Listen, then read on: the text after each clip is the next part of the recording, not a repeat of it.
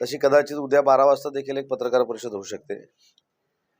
आज सकाळी जी पत्रकार परिषद झाली त्याच्यामध्ये प्रथमेश गावणकर जे आहेत, जिजाऊ संघटनेचे कार्यकर्ते, जे त्यांनी शिवसेनेमध्ये सक्रिय होण्याचा निर्णय घेतला। आणि आज आम्हाला सगळ्यांना विशेष आनंद असा आहे की गेली 2.5 वर्ष आमच्यापासून लांब असलेला एक सहकारी, ज्याची राजकीय सुरुवात ग्रामपंचायतीच्या सदस्यापासून झाली होती, त्याच्यानंतर ते जिल्हा परिषदेचे सभापती देखील झाले होते। परंतु ठीक आहे, काही समज गैरसमजातनं ते 2-2.5 वर्ष बाजूला होते। सगळ्यात त्यांच्या मनाचा मोठेपणा असा आहे की उभाठाच्या युवा सेनेचे ते जिल्हा प्रमुख देखील झाले। परंतु माझी त्यांची चर्चा झाल्यानंतर विधानसभेच्या निवडणुकीला सामोरं जात असताना त्यांनी एक धोरणात्मक आणि त्यांच्या सर्व सहकाऱ्यांनी निर्णय घेतला की माझ्यासोबत शिवसेनेमध्ये काम करायचं। आणि आज त्या निर्णयाचं मी स्वतः माझ्या सगळ्या पदाधिकाऱ्यांच्या समवेत मनपूर्वक त्यांच्या या निर्णयाचं स्वागत करतो। परशुराम कदमनी अतिशय चांगल्या पद्धतीनं जिल्हा परिषद सदस्य म्हणून काम केलं होतं, सभापती म्हणून देखील काम केलं होतं। राजकारणामध्ये काही अनेक टप्पे असे असतात की ज्याच्यामध्ये काही घटना घडत असतात, काही समज गैरसमज होत असतात आणि स्वतःचा माणूस हा लांब जात असतो। आणि म्हणून मी असेन, तालुका प्रमुख बाबूशेठ माप असतील, मुन्ना देसाई असतील, निमेश नायर असतील, विजय खेडेकर जी असतील, सुरेश मयेकर असतील, यांच्या अतिशय जवळचा एक मित्र आमच्यासोबत नव्हता, ही आमच्या मनामध्ये खंत होती। परंतु आम्हाला आज मनापासूनचा आनंद आहे की परशुराम कदम यांनी शिंदे साहेबांचं नेतृत्व स्वीकारून वंदनीय बाळासाहेबांचा विचार पुढे नेण्यासाठी आणि दिघे साहेबांच्या स्मृतीला अभिवादन करण्यासाठी आज शिवसेनेमध्ये प्रवेश करण्याचा निर्णय घेतला आहे। त्यांचं मी मनपूर्वक स्वागत करतो। आणि त्यांचा सन्मान म्हणून कालच मी रात्री सन्माननीय एकनाथ शिंदे साहेबांची भेट घेतली। साहेबांना विनंती केली की एखादी व्यक्ती ज्यावेळी जिल्हा प्रमुख पद सोडून आपल्या पक्षामध्ये सक्रिय होते युवा सेनेचं, तर त्यांना त्याच्यापेक्षा मोठं पद देण्याची जबाबदारी ही पक्षाची राहते।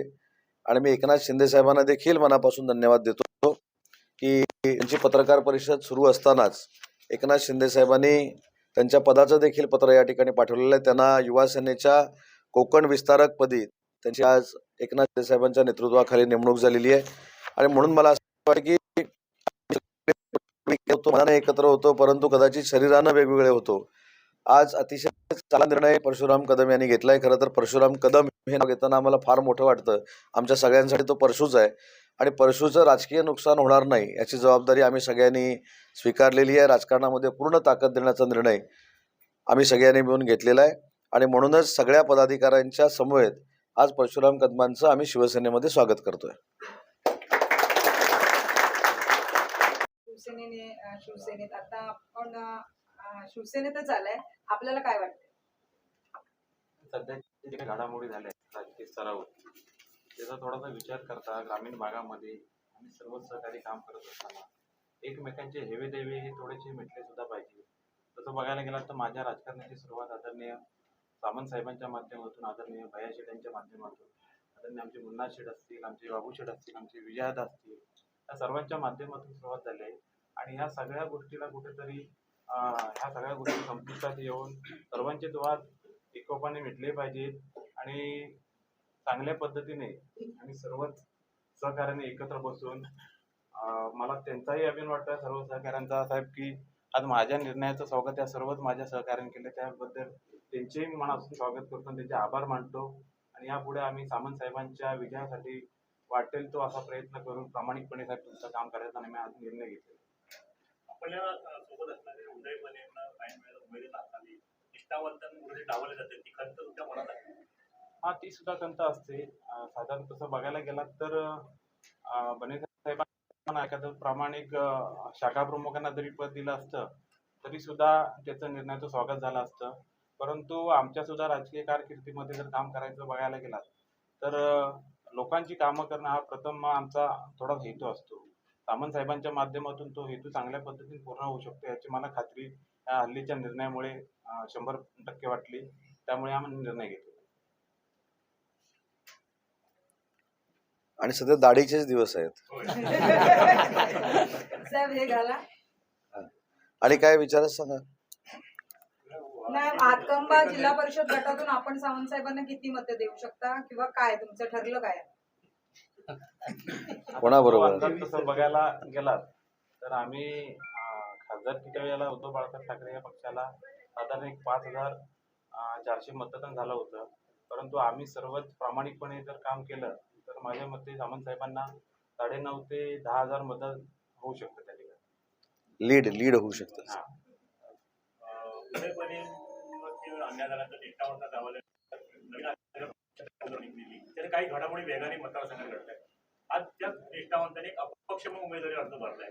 काय नेमकी आपली नाही, उदयबनेंची तुम्ही राजकीय कारकीर्द जर बघितली तर मी त्यांची राजकीय कारकीर्द मी असेल, बाबू शेटणी असेल, आम्ही सगळ्यांनीच असेल, इव्हन सुदेश मयेकरनी असेल, आम्ही कॉलेज जीवनापासून बघितलेले. ते उपविभाग प्रमुख होते. अतिशय चांगल्या पद्धतीनं वंदनीय बाळासाहेबांचा विचार या संपूर्ण रत्नागिरी तालुक्यामध्ये नेण्यामध्ये त्यांचा सिंहाचा वाटा आहे. 45 वर्ष त्यांनी शिवसेनेमध्ये प्रामाणिकपणानं काम केलं. ठीक आहे, त्यांनी फॉर्म भरला, हा लोकशाही त्यांचा विचार आहे, परंतु 45 वर्षामध्ये निष्ठावंत असताना सुद्धा त्यांच्या पदरी काय काय हे माझ्यापेक्षा ते चांगलं सांगू शकतात. एकदा तर जिल्हा परिषदेचे उपाध्यक्षपद दिलं होतं, त्यांची निवडणूक निघाली आणि 2 तासामध्ये राजकीय षडयंत्र उपाध्यक्ष देखील सोडायला लागलेलं होतं, परंतु त्यांनी ते सोडलं होतं. दुसरी एखादी व्यक्ती जर असल्यावर आकांडतांडव केला असता, अन्य काही गोष्टी केल्या असत्या, परंतु निष्ठा काय असते ही स्वतः त्यांनी दाखवून दिलेली आहे. अनेक वेळा त्यांच्याबद्दलचा एक फार मोठा गैरसमज आणि संभ्रम आम्ही कोणी केला नाही, तर त्यांच्याबरोबरच असणाऱ्या सहकार्याने करून त्यांना बदनाम करण्याचा प्रयत्न केला होता. आणि त्याची सगळ्याची पोचपावती पुन्हा फळ काय असतं किंवा 3 दिवसापूर्वी कळलेलं आहे. आणि म्हणून मला असं वाटतं की त्यांनी जो अर्ज भरलेला आहे त्याच्यावर मी टीका टिप्पणी करणं किंवा मी त्याच्यावर बोलणं हे योग्य नाही. पण भविष्यामध्ये 2 उदय जर एकत्र आले तर भविष्यातल्या राजकीय कारकिर्दीमध्ये दोन्ही उदय एकत्र राहून चांगल्या पद्धतीचं संस्कृतीचं राजकारण करू शकतात असं माझं मत आहे. काय भविष्यात दोन्ही उदय एकत्र येण्याची शक्यता आहे किंवा येऊ शकतात? आणि मी असं काय म्हटलं बघा, मग आता तुम्ही वाक्याचे अर्थ जसे लावाल तसे. मी असं म्हटलं की त्यांनी अपक्ष म्हणून जो फॉर्म भरलेला आहे तो एक लोकशाहीतला विचार आहे. 45 वर्ष त्यांनी निष्ठेनं काम करून त्यांच्या पदरी काय आलं हे माझ्यापेक्षा त्यांना माहिती आहे. त्यांनी अपक्ष म्हणून जरी फॉर्म भरला असला तरी देखील माझी मनापासूनची इच्छा आहे की आम्ही 2 उदय जर या मतदारसंघामध्ये एकत्र आलो तर विकासात्मक नाही, सगळ्याच गोष्टीमध्ये संघटनात्मक देखील फार मोठी ताकद उभी करू शकतो. परंतु हा शेवटी त्यांच्या मनाचा प्रश्न आहे. मी निमंत्रण देणं, त्यांना विनंती करणं हे माझं कर्तव्य आहे, हे माझी जबाबदारी आणि ते मी केलेलं आहे. त्यामुळे ते जबाबदारी स्वीकारतील न स्वीकारतील हा त्यांचा लोकशाहीतला एक त्यांचा स्वतःचा निर्णय घेण्याची प्रक्रिया जी त्यांची आहे. पण अशा माणसावर अन्याय झाल्यामुळंच त्याच दिवशी महिला आघाडीच्या प्रमुख सायली साक्षी रावणन यांनी शिवसेनेमध्ये येण्याचा निर्णय घेतला. त्यांच्याबरोबर कट्टर काम करणारे विजय गोळेकर म्हणून जे चांदोरचे शाखा प्रमुख होते, जे 17 वर्ष शाखा प्रमुख होते, त्यांनी देखील या निर्णयावर नाराज होऊन हा निर्णय घेतला. परसूने आज जो निर्णय घेतलेला आहे तो कदाचित आमच्या सगळ्यांच्या विनंतीवरनं आणि त्यांच्यावर झालेल्या अन्यायावरनं घेतला असेल. परंतु हे फक्त ट्रेलर आहेत. अजून 22 दिवस आपल्याला 25 दिवस निवडणुकीच्या प्रचाराला सामोरं जायचं आहे. अनेक पत्रकार परिषदा अशा मला घ्याव्या लागतील.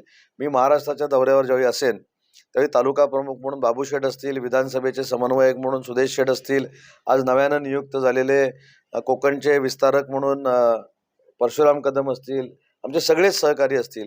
ही रोज तुम्हाला नवीन नवीन एक चांगली बातमी देत जातील आणि माझं मताधिक्य वाढत जाईल. मी सांगितलं ना 20 तारखेपर्यंत. हो, रोज एक. 1 लाखाचा पत्ता गाठायचा आहे ना? नाही, 1 लाखाचा पल्ला लीडचा गाठणं हे एक संकल्प असतो. परंतु समोरचा किती उमेदवार लहान असला मोठा असला तरी त्याची बदनामी करायची नसते, त्याच्यावर टीका करायची नसते. हा संस्कार माझ्यावर आहे. त्याच्यामुळे जे उमेदवार आहेत ते आज लोकशाहीच्या रणांगणात आलेले आहेत आणि त्यांना कशा पद्धतीनं रोखायचं ही आम्ही सगळी जबाबदारी घेऊ. लोकशाहीच्या मार्गानं, नाही तर रोखायचं परत ब्रेकिंग कसं रोखायचं हा विचार उदय सामंत करणार तसं नाही, लोकशाहीच्या मार्गानं कसं रोखायचं आणि जास्तीत जास्त मताधिक्य मला कसं मिळवायचं यासाठी आम्ही प्रयत्न करणार. तुमच्या अति जवळचे अंगे होते परशुराम हो. आणि ते दूर गेला तुमचं मन नेहमीच अस्वस्थ होतं. काही गैरसमज अशा गोष्टी होत असतात किंवा छोटे छोटे अशा गोष्टी घडतात, त्याच्यामुळे असं मन थोडी लांब राहिली होती. पण माझं आणि त्याचं वैयक्तिक कधीही बोलणं थांबलेलं नव्हतं. आम्ही दोघं बोलत होतो आणि एकाच गावात राहून आम्ही सामाजिक कार्य आमचं दोघांचंही चालू होतं. आज परशुराम आले नक्कीच जिल्हा परिषद गटात नव्हे तर आजूबाजूच्या सुद्धा जिल्हा परिषद गटांमध्ये आपल्याला चांगलं काम होईल. नक्कीच परशुराम कदम लीड वाढवण्यामध्ये मदत करतील. गैरसमज दूर झाले 2.5 वर्षातले. 100% आमचे तर नव्हतेच, माझे तर त्यांच्याबद्दल ते? कधीच गैरसमज नव्हते. नाही, त्यांचे गैरसमज कधी नव्हते. तुम्ही गैरसमज करून देण्याचा प्रयत्न पण करू नका. तसे काही गैरसमज होणार नाहीत. आज उजव्या बाजूला परशुराम कदम जरी बसले असले तरी बाबूमापना असं वाटणार नाही की ते उजव्या बाजूला बसलेत आणि डाव्या बाजूला बाबूमाप जरी बसले असले तरी ते काय पदानं मागे आले तसं त्यांना वाटणार नाही. दोघेही मित्र आहेत. आम्ही कुटुंब म्हणून काम करतो. पक्ष हे माध्यम आहे आमचं, पण आम्ही सगळे कुटुंब म्हणून काम करतो आणि ह्याचे रिझल्ट तुम्हाला 23 तारखेला दिसतील. ठीक आहे, धन्यवाद.